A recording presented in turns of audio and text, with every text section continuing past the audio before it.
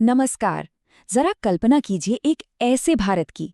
साल है 2032 और देश डिजिटल दुनिया में पूरी तरह से आत्मनिर्भर हो चुका है। एक ऐसा देश जिसका डेटा किसी भी बाहरी ताकत के लिए एक ब्लैक होल जैसा है, जिसमें कोई झांक नहीं सकता। ये कोई साइंस फिक्शन फिल्म की कहानी नहीं है, बल्कि एक काल्पनिक स्ट्रेटेजिक डॉक्यूमेंट का विजन है, जिसका नाम है द साइलेंट मूव। तो चलिए आज इसी कमाल के विजन को थोड़ा करीब से समझते हैं। इस डॉक्यूमेंट की शुरुआत ही एक बहुत पावरफुल लाइन से होती है। हम अब अदृश्य और अजेय हैं। देखिए, ये सिर्फ शब्द नहीं, ये एक ऐलान है।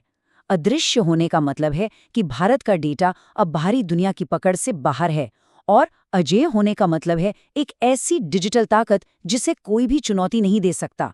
यही इस पूरे प्रोजेक्ट का एंड गेम था। तो आखिर इस पूरी योजना का मकसद क्या था? पहला और सबसे बड़ा लक्ष्य एक ऐसा डिजिटल किला बनाना जिसे कोई भेद न सके। मतलब एक ऐसा भारत जो 2032 तक अपने डेटा और अपने डिजिटल इंफ्रास्ट्रक्चर का अकेला मालिक हो। और ये बदलाव कितना बड़ा था, ये स्लाइड साफ दिखाती है। सोचिए, सिर्फ 6 साल के अंदर 2026 में हम अपने डिजिटल इंफ्रास्ट्रक्चर के लिए 90% तक विदेशी सर्वरों पर निर्भर थे, लेकिन 2032 तक कहानी पूरी तरह पलट चुकी थी। भारत आत्मनिर्भर बन गया और हमारे नागरिकों का डेटा बाहरी दुनिया के लिए सचमुच एक ब्लैक होल बन गया, जिसमें झांकना नामुमकिन था। तो सवाल उठता है, भाई इतना बड़ा बदलाव ये मुमकिन कैसे हुआ? आखिर ये डिजिटल किला किन पिलर्स पर खड़ा किया गया? इस डॉक्यूमेंट के मुताबिक इसकी नींव सिर्फ 2 चीजों पर रखी गई थी, एनर्जी यानी ऊर्जा और हमारे अपने लोग। इस पूरी क्रांति की जड़ में कोई सॉफ्टवेयर या चिप नहीं, बल्कि एनर्जी थी, और वो भी थोरियम से बनी एनर्जी। ये एक मास्टर स्ट्रोक था। प्लान बहुत सिंपल था। भारत के पास थोरियम का विशाल भंडार है, उसका इस्तेमाल करो और अपने डेटा सेंटर्स और चिप फैक्ट्रियों को दुनिया की सबसे सस्ती और 2400 घंटे चलने वाली बिजली दो। नतीजा, कोई भी विदेशी कंपनी कॉस्ट में हमारा मुकाबला ही नहीं कर सकती थी। मतलब खेल शुरू होने से पहले ही जीत पक्की। ठीक है, एनर्जी का जुगाड़ तो हो गया, लेकिन इस किले को बनाएगा कौन? यहीं पर दूसरा पिलर सामने आता है, टैलेंट मिलिट्री। ये सिर्फ एक फैंसी नाम नहीं, ये एक पूरी सोच है। देश के सबसे तेज दिमाग, जो अब किसी विदेशी कंपनी के लिए नहीं, बल्कि एक सेना की तरह सिर्फ और सिर्फ देश के लिए अपनी टेक्नोलॉजी बनाएंगे। तो ये काम हुआ कैसे? देश के टॉप इंस्टीट्यूट्स जैसे आईआईटीज को सीधे नेशनल प्रोजेक्ट्स दिए गए। जो बेस्ट स्टूडेंट्स थे उन्हें सिर्फ मोटी सैलरी का ऑफर नहीं, बल्कि राष्ट्र निर्माण में हिस्सेदारी का मौका दिया गया। ये एक मिशन था, ब्रेन ड्रेन को ब्रेन गेन में बदलने का, और 10 लाख कोडर्स की एक ऐसी फौज तैयार करने का जो भारत के डिजिटल बॉर्डर की रक्षा कर सके। ऑलराइट, तो एनर्जी का इंतजाम हो गया, देश के सबसे बेहतरीन दिमाग भी साथ आ गए। अब बारी थी उस इंजन को बनाने की जो इस पूरे सिस्टम को चलाएगा, यानी भारत का अपना हार्डवेयर और अपना सॉफ्टवेयर।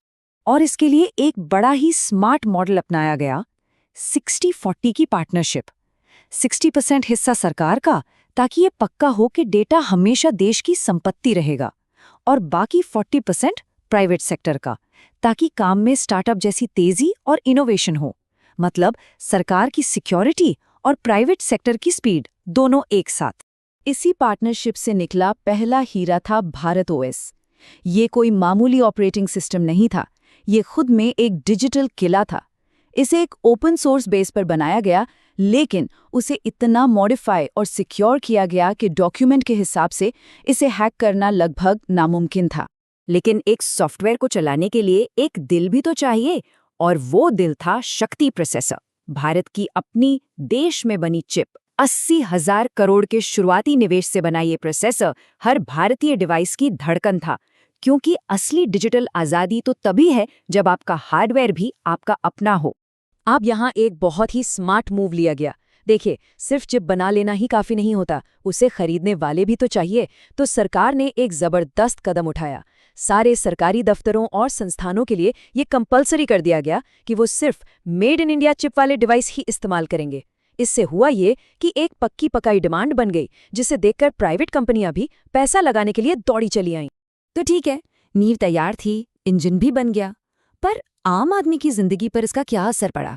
चलिए अब वो देखते हैं। आम इंसान की जिंदगी पर इसका क्या असर हुआ? इस एक लाइन में शायद सब कुछ छिपा है।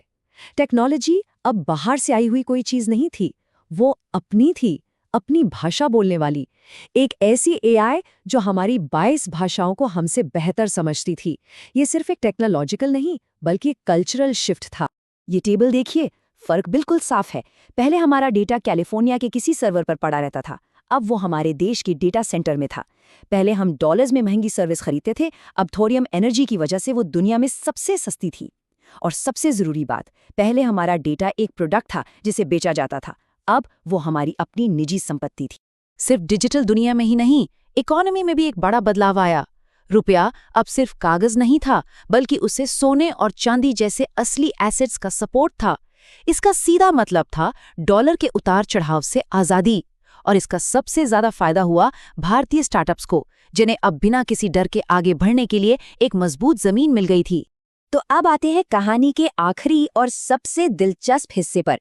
जब भारत ने ये सब कर लिया तो दुनिया ने कैसे रिएक्ट किया। ये एक तरह से ग्लोबल चेस का खेल था। जाहिर सी बात है, जब भारत ने ये डिजिटल दीवार खड़ी की तो दुनिया भर में खलबली मच गई। सवाल उठने लगे, क्या भारत ग्लोबल फ्री ट्रेड को खत्म कर रहा है? क्या ये एक नए तरह का प्रोटेक्शनिज्म है? और इस पर भारत का जवाब एकदम साफ और दो टूक था। ये कोई हमला नहीं था, ये अपनी सुरक्षा थी। जैसा कि डॉक्यूमेंट में कॉमर्स मिनिस्टर कहते हैं, हम सिर्फ अपने घर के दरवाजों पर ताला लगा रहे हैं, हमारा डेटा अब हमारी निजी संपत्ति है। ये अपनी डिजिटल प्रॉपर्टी पर अपना हक जताने का एक सीधा साधा ऐलान था।